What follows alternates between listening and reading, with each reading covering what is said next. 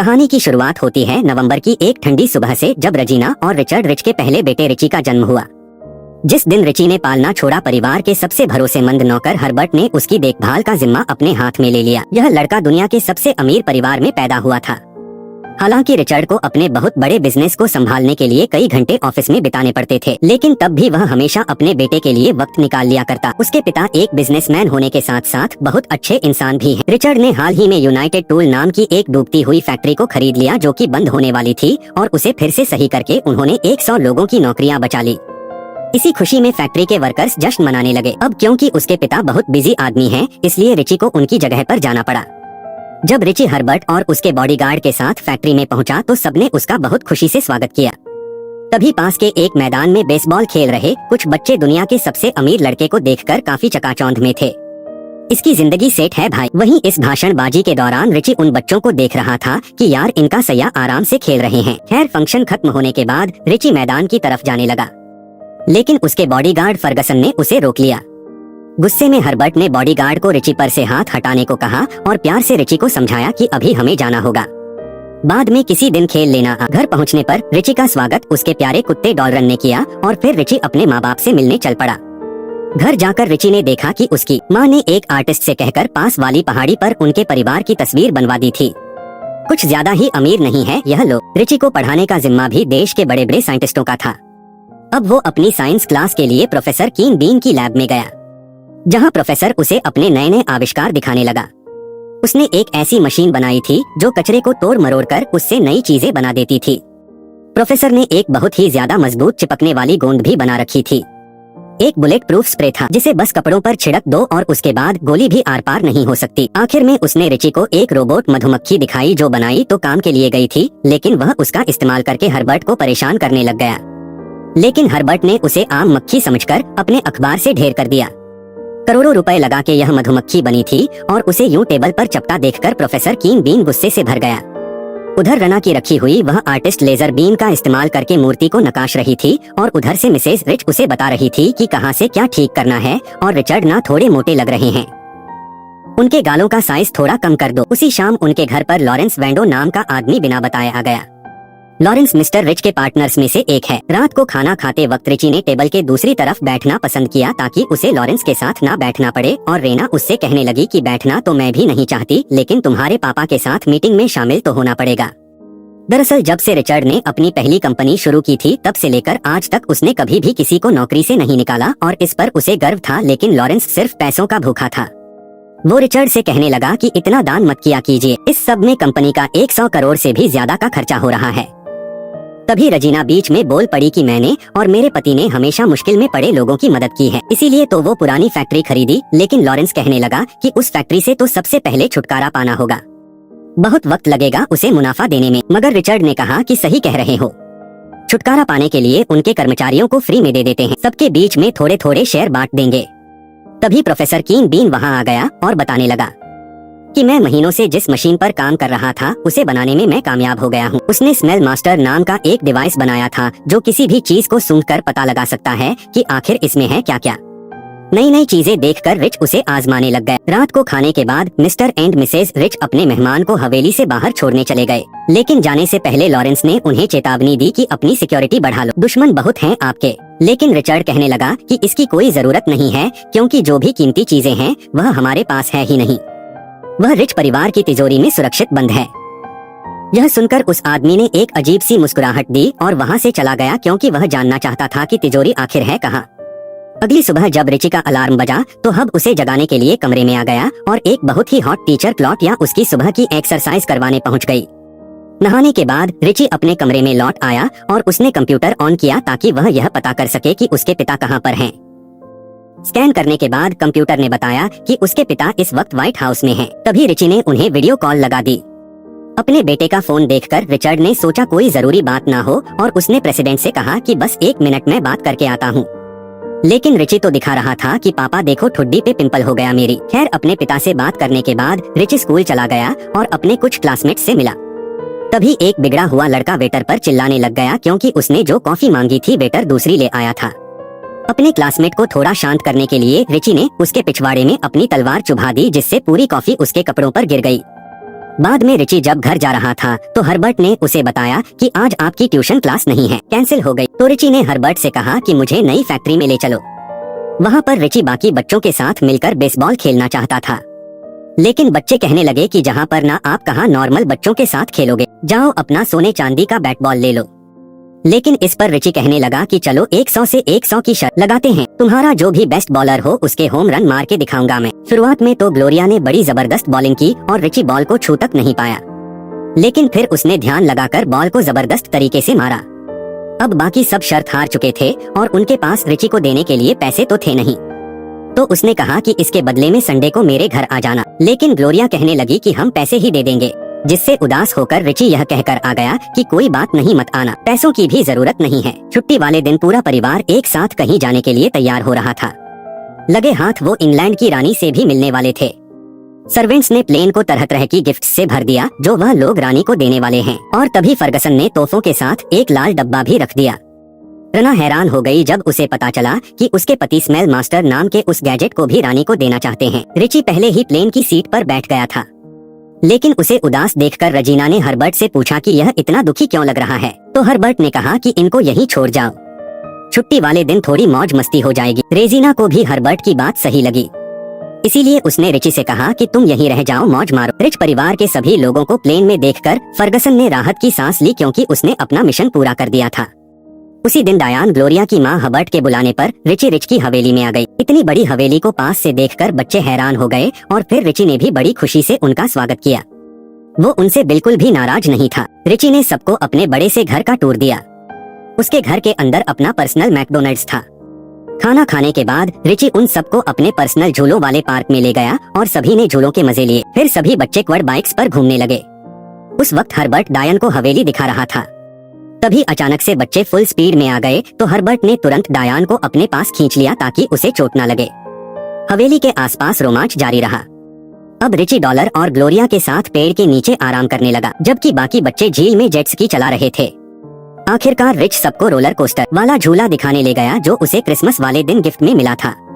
दूसरी तरफ ऑफिस में लॉरेंस यह सोचकर खुश होने लगा कि अब तक तो रिच परिवार समुद्र के बीच खो चुका होगा।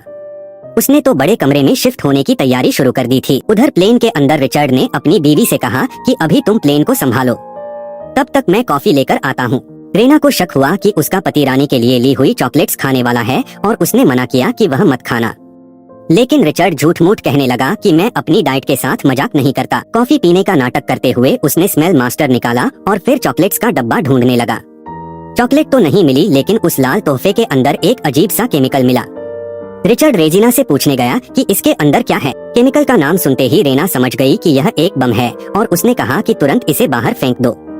रिचर्ड ने जैसे ही खोल कर देखा तो टाइमर में अब कुछ ही सेकंड बचे थे। उसने बम को खिड़की से बाहर फेंका, लेकिन वह प्लेन के पिछले हिस्से से टकराकर फट गया।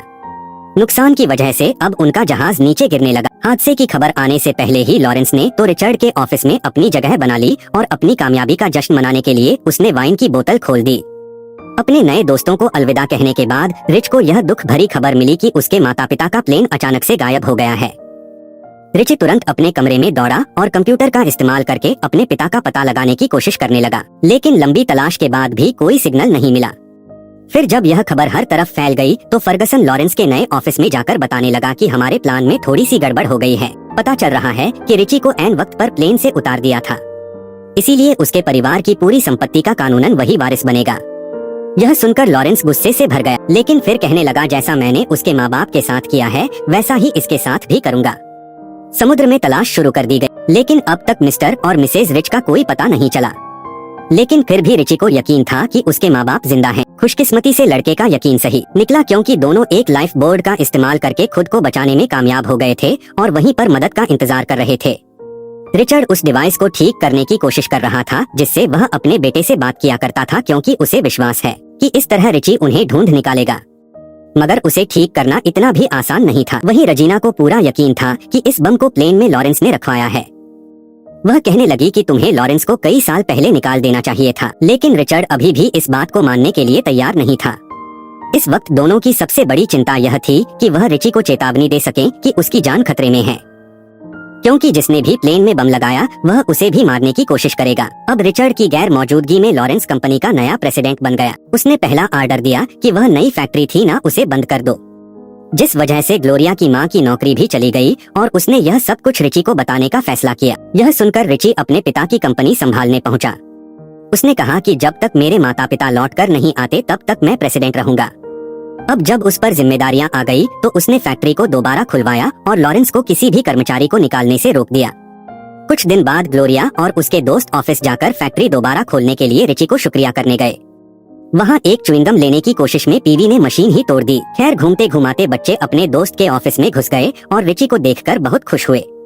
धीरे धीरे रिची ने अपनी जगह बना ली और वह कंपनी के सबसे बड़े शेयर होल्डर्स का भरोसा जीतने लगा। इससे लॉरेंस को बहुत गुस्सा आया और उसने फर्गसन से कहा कि इस लड़के को जल्द से जल्द खत्म करना होगा और इस बार अच्छे से ध्यान रखते हुए कि कोई भी गलती या चूक ना हो। कुछ घंटों बाद पुलिस वहां पर आई और कहने लगी कि हर्बर्ट को गिरफ्तार किया जा रहा है क्योंकि उस पर मिस्टर और मिसेज रिच के प्लेन में बम लगाने का आरोप है। हर्बर्ट को हटाकर लॉरेंस ने सुप्रीम कोर्ट में अर्जी डाली कि मैं रिच की देखभाल का जिम्मा लेना चाहता हूँ। उसके पापा बहुत करीबी दोस्त थे मेरे।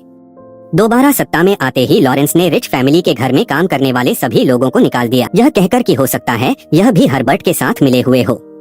लॉरेंस ने हर जगह पर सिक्योरिटी कैमरा लगवा दिए, यहाँ तक कि रिची के कमरे में भी उसने कैमरा लगवा दिया। अपने ही घर में कैदी जैसा महसूस करने के बाद रिची ने लॉरेंस से बात करने का फैसला किया, जो उस वक्त पूल खेल रहा था, और उसने फर्गसन से रिच परिवार की तिजोरी का पता पूछा, लेकिन उसने बताया कि मुझे कभी मौका ही नहीं मिला यह पता करने का। उस वक्त लैब में प्रोफेसर कीन बीन ने अपने बनाए हुए एक डिवाइस से उनकी बात सुन ली और वह पूरी सच्चाई जान गया। कीन बीन ने फर्गसन की यह बात भी सुन ली कि जेल में हर्बर्ट से छुटकारा पाना होगा और बाद में ऐसा दिखा देंगे कि हर्बर्ट तो खुद ब खुद मर गया। इसके बाद प्रोफेसर ने रिची के पास जाकर सब कुछ बताया। अब दोनों मिलकर हर्बर्ट को बचाने का प्लान बनाने लगे और किन बीन ने अपने बनाए हुए एसिड का इस्तेमाल करके जेल की सलाखों को गलाने का आइडिया निकाल लिया। रिची ने अपनी जिंदगी में पहली बार एक आम लड़के की तरह कपड़े पहने और जेल में हर्बर्ट को कुछ सामान देने चला गया। रिची ने हर्बर्ट को अपना चाचा बताया। बैग के अंदर सिर्फ सफाई का सामान और लैटिन में लिखा हुआ एक नोट देखकर पुलिस वाले ने पैकेट अंदर भेज दिया। बाद में जब हर्बर्ट बाथरूम गया तो उसने देखा कि टूथपेस्ट ने उसके टूथब्रश को गला दिया था, जिसके बाद वह नोट को पढ़ने लग गया। जिसके बाद उसे पता चला कि यह प्रोडक्ट लोहे की सलाखों को गलाने के लिए है। लेकिन भागने से पहले ही एक गुंडा बाथरूम में घुसकर टॉवल से उसका गला घोटने की कोशिश करने लगा। हर्बर्ट मदद के लिए चिल्लाने लगा, लेकिन कोई नहीं आया। दोनों में लड़ाई शुरू हो गई और हैरानी की बात यह थी कि हर्बर्ट ने अपने दुश्मन को हरा दिया। जब वह जेल से बाहर निकला तो रिच बाहर उसका इंतजार कर रहा था और उन कपड़ों में हर्बर्ट उसे बड़ी ही मुश्किल से पहचान पाया। रिची ने फिर एक अखबार का आर्टिकल दिखाया जिसमें लिखा था कि प्लेन का मलबा मिल गया है, लेकिन उसके माता पिता की लाश वहाँ पर नहीं मिली। इस खबर ने रिची का विश्वास और मजबूत कर दिया कि उसके माँ बाप जिंदा हैं। फिर दोनों ग्लोरिया के घर गए और उन्होंने डायान से लड़की के कंप्यूटर को इस्तेमाल करने की इजाजत मांगी। उधर रिचर्ड डिवाइस को ठीक करने की कोशिश कर रहा था, लेकिन अभी तक वह कामयाब नहीं हो पाया। फिर उसने रेना के कान के झुमके का इस्तेमाल करके डिवाइस को चालू करने का सोचा और वह कामयाब भी हो गया। ग्लोरिया के कंप्यूटर तक पहुंचने के बाद रिची ने कुछ कोड्स का इस्तेमाल करके उसे अपने घर वाले कंप्यूटर से जोड़ दिया, लेकिन हवेली में बैठा एक सिक्योरिटी गार्ड समझ गया कि क्या हो रहा है और उसने फर्गसन को इस बात की चेतावनी दे दी। रिच फैमिली की तिजोरी का पता लगाने के लिए लॉरेंस ने प्रोफेसर कीन बीन से जानकारी निकालने का फैसला किया, लेकिन फिर उन्हें खबर मिली कि रिच अपने कंप्यूटर से अपने माँ बाप को ढूंढने की कोशिश कर रहा है। कंप्यूटर ने रिचर्ड को ढूंढ लिया और बिल्कुल एग्जैक्ट लोकेशन बताने के लिए कुछ मिनट का समय लगेगा। इसी दौरान फर्गसन ने कमरे में पहुंचकर कंप्यूटर की तार निकाल दी, जिससे रिची का कनेक्शन टूट गया। अब लड़के को अपने दोस्तों की मदद चाहिए थी ताकि वह हवेली में घुसकर अपने कंप्यूटर तक पहुंच सके। इसी बीच लाइफ बोट में रिचर्ड और रेजिना ने राहत की सांस ली जब एक हेलीकॉप्टर उन्हें बचाने आ गया। वह सोच रहे थे कि इसे उनके बेटे ने भेजा होगा। फिर रात को रिची अपने घर के बगीचे में घुसकर दोस्तों को सिग्नल देने लगा कि वह वॉचमैन के ऊपर हमला कर दें। प्लान के हिसाब से ही सभी लोग हवेली में घुसने में कामयाब हो गए और सीधा लैब में कीन बीन के पास चले गए।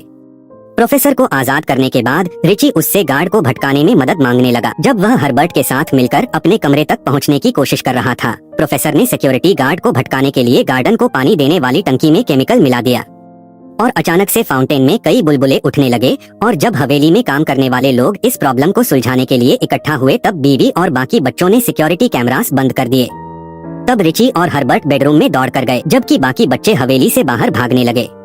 लेकिन कंप्यूटर चेक करने पर रिची उलझन में पड़ गया, क्योंकि कंप्यूटर ने बताया कि उसके पिता तो हवेली में ही है। उनको हैरान करने के लिए लॉरेंस पहले से ही कमरे में उनका इंतजार कर रहा था और बेचारा रिची अपने माँ बाप को बंधा हुआ देखकर दुखी हो गया। बाहर एक सिक्योरिटी गार्ड ने बाकी बच्चों को पकड़ लिया और फर्गसन ने उन्हें लैब में ले जाने का आदेश दिया। जब उन्होंने लॉरेंस से पूछा कि तुम यह सब क्यों कर रहे हो, तो लॉरेंस ने रिचर्ड से कहा कि चुपचाप तिजोरी का पता बता। तब उसे पता चला कि सबसे कीमती चीजें बगल वाले पहाड़ पर रखी हैं। अब लॉरेंस रिचर्ड और रेजिना को अपने साथ ले गया, जबकि रिच को उसने फर्गसन के साथ छोड़ दिया ताकि रिचर्ड उसे धोखा न दे पाए। अपने बेहतरीन आविष्कारों को बैग में भरते हुए कीनबीन को एहसास हुआ कि उसकी लैब पर कब्जा किया जा रहा है, लेकिन वह छुपने में कामयाब हो गया। सिक्योरिटी गार्ड्स ने रिची के दोस्तों को एक पिंजरे में बंद करके ऐसी मशीन पर डाल दिया जो कचरे को खत्म करने के लिए बनी थी, और अब थोड़ी ही देर में अगर कुछ हुआ नहीं तो उनकी चटनी बन जाएगी। अब प्रोफेसर ने बच्चों को बचाने और गार्ड्स को फंसाने के लिए एक जाल बनाया अपनी सबसे मजबूत गोंद का इस्तेमाल करके। लेकिन गार्ड्स को फंसाने के बाद प्रोफेसर खुद भी उस गोंद में चिपक गया। तभी उसने रोबोट वाली मधुमक्खी का इस्तेमाल करके फर्गसन के पिछवाड़े पर डंक बजवा दिया, जिसके बाद वह सीधा जाके मशीन बंद करने वाले बटन से टकरा गया। उधर रिची प्रोफेसर की इन्वेंशंस वाला बैग लेकर अपने माँ बाप को बचाने के लिए भागा। तब तक लॉरेंस अपनी मंजिल तक पहुँच चुका था और फिर उसने दोनों को दरवाजा खोलने को कहा। इसके लिए उन्हें एक गाना गाना पड़ा ताकि सिक्योरिटी सिस्टम उनकी आवाज पहचान सके। फिर जब वह तिजोरी के अंदर पहुँचे तो लॉरेंस को पता चला कि अंदर कोई पैसा नहीं है, और रिचर्ड ने कहा कि हमारे यहाँ परिवार ही सबसे कीमती चीज है और यहाँ वो यादें बंद हैं जो उन्होंने अपने बेटे के साथ मिलकर बनाई थी। फिर लॉरेंस गुस्से में पूछने लगा कि सारा पैसा कहाँ है, और रिचर्ड ने कहा कि उसकी संपत्ति रियल एस्टेट, बैंक और कंपनी के शेयर्स में लगी हुई है।